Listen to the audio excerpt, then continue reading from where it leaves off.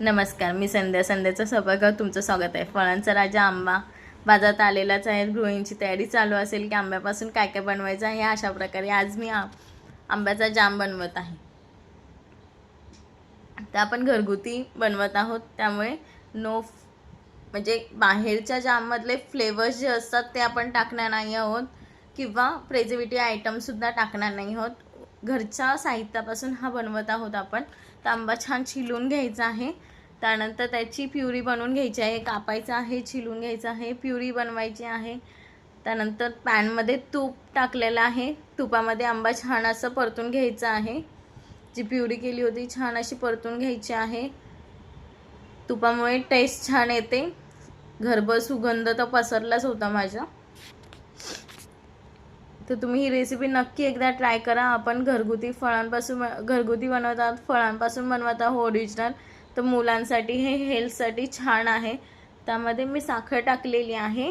जर तुम्ही तुमच्या आवडीनुसार साखर आवडत नसेल तर तुम्ही गूळसुद्धा टाकू शकता किंवा कमी प्रमाणात टाकू शकता. मी देखील कमी प्रमाणात टाकली आहे, जेणेकरून आंब्याचा जो टेस्ट असते ती तशीच राहावी, आंबट गोड टेस्ट तशीच राहावी. त्यानंतर हे छान असं मिक्स करून घ्यायचं आहे. तुम्ही बघू शकता हे असं घट्ट झालं की समजायचं की आपला जाम रेडी झाला आहे.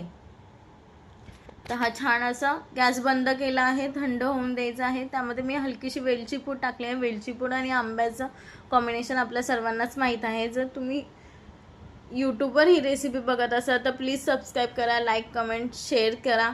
आणि जर इंस्टाग्राम फेसबुकवर बघत असाल तर फॉलो करा, लाईक कमेंट शेअर देखील करा.